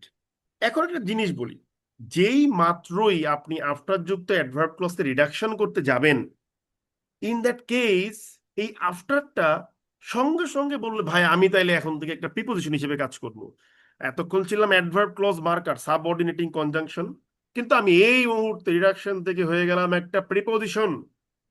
তো যখনই প্রিপোজিশন হয়ে যাবে, প্রিপোজিশনের পরে নিয়ম কি হয়? আপনি ভার্বের আইএনজি বসাইবেন নাকি, অথবা বিং প্লাস ভার্বের থার্ড ফর্ম বসাবেন, জানেন তো এগুলো নাকি? জি। তারপরে কি বসাতে পারেন? নাউন বসাতে পারেন, প্রোনাউন বসাতে পারেন, নাউন ফ্রেজ বসাতে পারেন, আরো অনেক কিছু বসাতে পারেন। কিন্তু এই জায়গাতে একটা ভুল আছে, আফটারের পরে অফার্ড আছে, এইটা কিন্তু ভার্বের থার্ড ফর্ম হতে পারে না। ভার্বের থার্ড ফর্ম হতে গেলে তার আগে আমার কি আনতে হবে? বিং আনতে হবে। তাই যখনই আফটার যুক্ত অ্যাডভার্ব ক্লজ নর্মাল ওয়েতে রিডাকশন করবেন, প্যাসিভ হলে বিং রাখতে হবে। এইটা কি আমরা মনে রাখতে পারবো নাকি রাখতে পারবো না? পারবো স্যার। একটু আবার বলুন একটু। ব্রিলিয়েন্ট। আগের চেয়ে কনফিডেন্স পাচ্ছেন না একটু বেশি? হ্যাঁ ভাইয়া। হ্যাঁ ভাই স্যার। এটা একটু জোরে আবার বলেন, বলবেন? ওটা তো গলা ফাটিয়ে ফেলান, উল্টা পাল্টা কথা বলে। হ্যাঁ, কনফিডেন্স পাচ্ছেন? হ্যাঁ জি স্যার। ভাইয়া পাচ্ছি। ভাই আফটারের এটা আরেকটু রিভিউ করুন ভাই, কারেন্ট চলে গেছিল, নেটটা হ্যাঁ, ডিস্টার্ব। আফটার একটা বললাম যে নর্মাল যে রিডাকশনটা সেটা কি, ওই যে উপরের দিকে আমরা পড়ছিলাম, কোথায় পড়ছিলাম, এই যে এখানে পড়ছিলাম যে সাবজেক্ট কাটবেন, তারপরে হচ্ছে অক্সিলারি ভার্ব থাকলে কাটবেন, মডাল ভার্ব থাকলে কাটবেন, মেইন ভার্ব না থাকলে কোনো চেঞ্জ নাই, অ্যাক্টিভ হলে আইএনজি, প্যাসিভ হলে নো চেঞ্জ। ওই নিয়মটাই আমি কি করলাম এখানে প্রয়োগ করলাম। কোথায় গেল? এই যে এখানে প্রয়োগ করলাম। কি প্রয়োগ করলাম? After I had finished, I had কাটলাম, ফিনিশড হয়ে গেল ফিনিশিং। আফটার আই হ্যাড কাটলাম, হ্যাড হয়ে গেল হ্যাভিং। কিন্তু যখন আফটারের পরে আই হ্যাড বিন কাটলাম, রয়ে গেল কি offered, passive, no more change মনে হচ্ছে, কিন্তু না। আফটার যুক্ত অ্যাডভার্ব যখনই রিডাকশন করতে যাবেন ও একটা প্রিপোজিশনের মতো ব্যবহার করতে হবে। সেক্ষেত্রে থার্ড ফর্ম থাকবে, চেঞ্জ হবে না, কিন্তু আগে আপনাকে বিং আনতে হবে। বিং না আনলে হয় না, ঠিক আছে? মানে প্রিপোজিশন ইউজটা মিলে না আর কি। বুঝতে পারছেন বিষয়টা? জি ভাই বুঝতে পারছি। ওকে। এই যে নাথিং, আবে আপনারা নামটা চেঞ্জ করেন অ্যাটলিস্ট, নাথিং মাথিং কি নাম দেন বলুন কেমন যে ভাই 3 নাম্বার বুঝি নাই। এই যে নাথিং AO5 নামটা চেঞ্জ করেন, বুঝাই দেবো, সমস্যা নাই, ঠিক না? আপনি 3 নাম্বার এখন বুঝতে পারছেন এই নাথিং তাহলে কোন? আমার একটা কোশ্চেন ছিল। দাঁড়ান, এই নাথিং কোন বুঝতে পারছেন? স্যার, আরে ভাই দাঁড়ান নাই, এই নাথিং কে? নাথিং কোন ঘুমায় পড়ছে, বলেন আপু বলেন। একটু আগে আমরা একটা বাক্য দেখেছিলাম যে I smells when heated, when it is heated, এটা ইট ইজ ইউজুয়াল রিডাকশনের মাধ্যমে আমরা হোয়েন হিটেড করেছিলাম। তাহলে ওখানে মানে বিং হিটেড হবে না স্যার? মানে আমি এটা বুঝতে বাবা পারছি না। এটা তো আফটার নাই রে বাবা, আমি এখানে আফটার ইউজ করছি। এটা শুধু আফটারের জায়গায় বিংটা ইউজ হবে? এই যে আম্মা জান দেখেন, এই যে এখানে আপনি কি ইউজ করছেন, আমি কি এখানে আফটার ইউজ করছি নাকি ইফ বা হোয়েন ইউজ করছি বলেন তো? ইফ। ইফ ইউজ করছি। আমি তো বলেছি শুধুমাত্র আফটারের ক্ষেত্রে আফটারকে আমরা প্রিপোজিশন হিসেবে ইউজ করি। আমরা জীবনে কখনো ইফ কে প্রিপোজিশন আকারে ইউজ করছি সচরাচর? না। জি, করি বুঝতে না। পেরেছি, thank you. Thank you very much. তাহলে এটা তো গেল আমার নর্মাল রিডাকশন করলাম, তাই না? এখন এই নর্মাল রিডাকশনের পরে আমরা দেখবো এবার আফটারের একটা বিশেষ ধরনের রিডাকশন। সেই রিডাকশনটা কি? একটু ভালো করে বুঝতে হবে। সেই রিডাকশনটা হচ্ছে জাস্ট সিম্পল একটা নোট রাখবেন যে after plus subject plus had সমান সমান হ্যাভিং বসাই দিলে হয়ে যাবে। I repeat, after plus subject plus had সমান সমান হ্যাভিং। এই যেমন দেখেন, আফটার আই হ্যাড কেটে হয়ে যাবে হ্যাভিং। আফটার আই হ্যাড, আমি কিন্তু বিন কাটবো না, আমি কিন্তু বিন কাটতে বলি নাই, হ্যাভিং। তারপরে হয়ে যাবে আফটার আই হ্যাড, এখানে হয়ে যাবে হ্যাভিং, শেষ হয়ে গেল। এইটাও একটা স্পেশাল রিডাকশন হ্যাভিং দিয়ে। বুঝতে পারলাম ব্যাপারটা আমরা? হ্যালো। হ্যাঁ জি হ্যাঁ ভাইয়া। বুঝতে জি পারছি। ভাইয়া এখন বুঝতে আপনি বলতে পারেন সুমন ভাই, হ্যাভিং আনলাম বুঝতে পারলাম, তাহলে হ্যাভিং এর পরে বিনটা আপনি বাদ দিলেন না কেন? কারণ হচ্ছে হ্যাভিং এর পরেই বিনটা দেখেই বুঝবো যে এখানের আফটার যুক্ত অ্যাডভার্ব ক্লজটা প্যাসিভ। কারণ আমি যদি এখান থেকেও বিন বাদ দিয়ে দিই, সবগুলোতে ভার্বের third form, so it will be difficult to understand কোনটা অ্যাক্টিভ ছিল আর কোনটা প্যাসিভ ছিল। বুঝতে পারছেন বিষয়টা? জি ভাইয়া।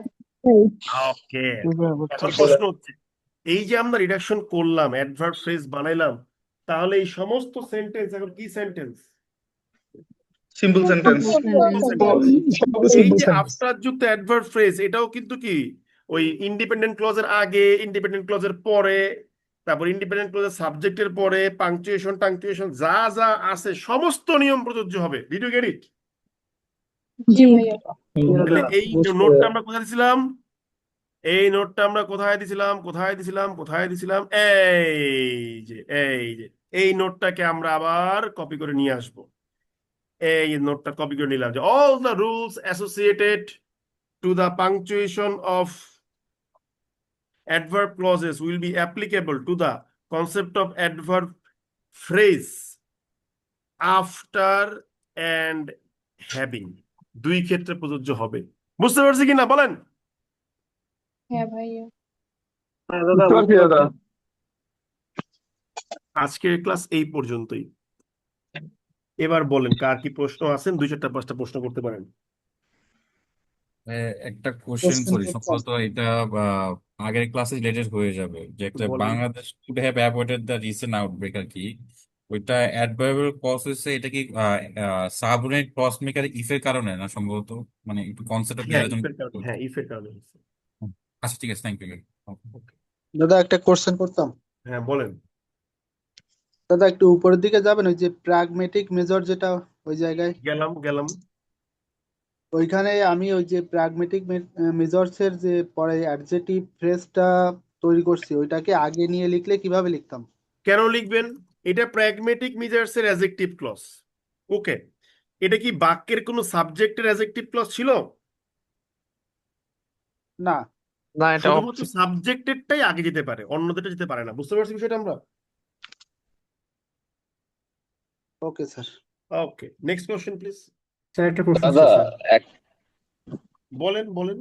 স্যার বলছিলাম যে ওই যে আগের ক্লাসে বলেছিলেন অ্যাডভার্ব ক্লজের সেন্টেন্সের স্ট্রাকচারের উপরে কন্ট্রোল থাকে না, এটার আসল মিনিংটা কি? মানে আমি ক্লাস বুঝেছি কিন্তু এই জায়গাটা আসলে বুঝিনি। আমি কথাটা বুঝিনি, একটু জোরে বলেন।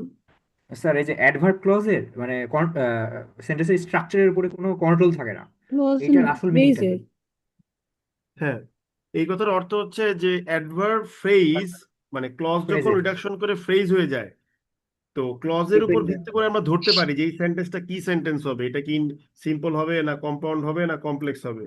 কিন্তু এই যে বুঝতে পারা বা ক্যালকুলেশনটা করা, এই ক্যালকুলেশন করাতে ফ্রেজের কোনো অবদান নাই। ফ্রেজ কোনো অবদান রাখতে পারে না। ফ্রেজ 100টা ইউজ করুক, তার কোনো ভূমিকা নাই যে 100টা ফ্রেজ ইউজ করছি, সেন্টেন্সটা কম্পাউন্ড সেন্টেন্স বা কমপ্লেক্স সেন্টেন্স, এরকম না। সো ফ্রেজ কখনো বাক্যকে কোনো নিয়ন্ত্রণ রাখতে পারে না। এই জন্য আমরা বলি অ্যাডভার্ব ফ্রেজেরও বাক্যের উপরে কোনো নিয়ন্ত্রণ নাই। আপনি একটা বাক্য লিখলেন একটা ইন্ডিপেন্ডেন্ট ক্লজ দিয়ে, সেটা সিম্পল সেন্টেন্স, আর আপনি ওই বাক্যের মধ্যে 1 কোটি অ্যাডভার্ব ফ্রেজ যুক্ত করলেন, তারপরেও এটা কি সেন্টেন্স? বলেন। Simple simple. Sentence. Simple sentence. Simple sentence sir. Okay, hello. দাদা আমার একটা স্যার বুঝতে কোশ্চেন পেরেছি ছিল। স্যার। তিনি আগের প্রশ্নটা করেছেন, তিনি ক্লিয়ার? হ্যাঁ বুঝতে পেরেছি স্যার। হ্যাঁ, নেক্সট কোশ্চেন। দাদা ওই যে লেকচার থেকে একটা প্রশ্ন করা যাবে অ্যাডজেক্টিভ ক্লজ থেকে? ভাই একজন দাদা বলে ফেলছেন না, তো উনি প্রশ্নটা করুক, তারপরে আপনি করেন। মধ্যখান দিয়ে আসতেছেন কেন? আস্তে ধীরে আসেন। হ্যাঁ বলেন। আচ্ছা দাদা দাদা ওই যে আমরা আচ্ছা যিনি দাদা বললো মোটা হয়েছে, উনি তো আগেই দাদা বলছে, তাই যে কারণে আপনাকে আটকাইলাম। তাই না, আপনি আবার কেন প্রশ্নটা করতেছেন ভাই? It's a matter of common sense. হ্যাঁ বলেন, আপনি বলেন। দাদা ওই যে আমরা প্রথমে করছিলাম যে although he is poor he is honest, hmm ওইখানে আমরা ওটাকে রিডাকশন করছিলাম although poor he is honest. Hmm. দাদা এখানে কি আমি অলদো বিইং পোর এটা আমি ইউজ করতে পারবো? অলদো বিং পুয়ার অবশ্যই পারবেন, কেন পারবেন না? কিন্তু বিষয়টা হচ্ছে যে অলদো বিং পুয়ারটা খুব একটা ফর্মাল রাইটিং এ লাগে না, অলদো পুয়ারটাকে আমরা ইউজ করে থাকি, ঠিক আছে? মানে আপনি যদি হ্যাঁ দাদা, কন্টিনিউয়াস সেন্স বুঝাতে চান সেক্ষেত্রে ইউজ করা যায়, কিন্তু দরকার নাই, ঠিক আছে? ওকে দাদা, থ্যাংক ইউ। বলেন। এরপরে যাকে ধমক দিলাম সে বলেন এবার। দাদা অ্যাডজেক্টিভ ক্লোজ থেকে একটা কোশ্চেন ছিল পুরাতন আর কি, এটা হচ্ছে অ্যাডজেক্টিভ ক্লজ তো পিছায় আসি অনেকটা ভাই, আপনি আরেকটু ভালো করে দেখেন, আশা করি কোশ্চেন দূর হবে, ঠিক আছে? মানে এই মানে হচ্ছে টপিক থেকে একটা একটা এক্সাম্পল থেকে আপনার বই থেকে, ওটা নিয়ে একটু কনফিউশন ছিল আর কি। আমার বই থেকেও পড়েও কনফিউশন আছে আপনার? বলেন তো না না শুনি। ওইখানে ওইখানে একটা এক্সাম্পলে মানে কনফিউশন ছিল আমার আর কি, ওটা এখানে মানে ভার্বটা নিয়ে আর কি একটু হ্যাঁ অ্যাডজেক্টিভ বলেন, ক্লোজ কনফিউশনটা কি শুনি। অ্যাডজেক্টিভ ক্লোজ প্র্যাকটিসের এটা হচ্ছে আপনার 2 নাম্বার ইয়েটাতে আর কি, ফাইনাল আউটপুট টুতে এখানে হচ্ছে ওই মেইন যে সেন্টেন্সটা ছিল যেটাতে আমরা অ্যাডজেক্টিভ ক্লোজ যুক্ত করছি ওখানে ছিল হচ্ছে হ্যাজ বিন, কিন্তু হ্যাঁ, আমরা যখন ফাইনাল আউটপুট টুতে রিডাকশন করে ফেলছি ওখানে শুধু বিন হয়ে গেছে, হ্যাজটা চলে গেছে, এটা আসলে একটু বুঝি নাই। এটা আসলে আপনি যেভাবে বলছেন বোঝাটা খুব কঠিন। আমাকে ওই আপনি একটু নেক্সট ক্লাসে এটা একটা ছবি তুলে চ্যাট বক্সে প্রথমে দিয়ে দিবেন, আমি দেখে দিব, ঠিক আছে? আচ্ছা ঠিক আছে, থ্যাংক ইউ। ভাই ওকে, দ্যাট ইজ এন্ড আচ্ছা অফ টুডেস দাদা, section. Thank you very much. I said today's ভাই টুডেস আমার একটা প্রশ্ন ছিল। সেকশন ইজ ফিনিশড, ঠিক আছে? আর কোনো প্রশ্ন নেওয়া হবে না, আর কোনো প্রশ্ন করলেই বিরক্ত হবো। Okay, so we enjoyed today's lecture, hopefully, right? Did you enjoy the lecture? Yes, sir. Yes. Right. ভালো থাকেন, হ্যাঁ। মন দিয়ে পড়েন ভাই। আপনাদের কিন্তু নেক্সট ক্লাস হচ্ছে রোববার দিন, মানে আমাদের সাধারণত শুক্র শনিবার ক্লাস অফ আমরা বলেছিলাম। তো যেহেতু গতকাল ক্লাস আমরা ওই অ্যাডমিশন করতে করতে বিরক্ত হয়ে গেছি, তো এই জন্য নিতে পারি নাই, তো আজকে দিলাম। আপনাদের নেক্সট ক্লাস কিন্তু রোববার, এটা মাথায় রাখবেন। আর আমি আজকের ক্লাস একটু পরেই 12টার মধ্যে আপলোড করে দেবো। আরে আচ্ছা, এটা একটা ফাউল প্রশ্ন, আপনারা সারাদিন খালি কমেন্ট বক্সে করেন ডাউনলোড করতে পারি না, ডাউনলোড করতে পারি না, ডাউনলোড করতে। আরে ভাই, ডাউনলোড করতে পারেন না মানে কি? গুগলে সাইন ইন অবস্থায় ডাউনলোড করবেন। পোলাপাইন করে কি স্ক্রিনশট দিয়ে পাঠায় দেয় ভাই ডাউনলোড। ডাউনলোড যে করতে পারতেছেন না, সেখানে কি লেখা আছে একটু দেখেন না, লেখাটা পড়েন। পড়লেই তো পারবেন রে ভাই। বোকার মতো খালি আমার স্ক্রিনশট পাঠায় আমার ইনবক্সের 13টা বাজায় ফেলেন, তাহলে হইব? এটা করবেন না, ঠিক আছে? Thank you very much, good night. রাগ করেন না আমার উপরে ভাই। দাদা আমি যাকে ধমক দিচ্ছে সে দাদা কোশ্চেন ভালো করে না থাকবেন একদম। দাদা। ওকে, গুড নাইট সবাইকে, bye bye, thank you very much, নমস্কার, দাদা আদাব।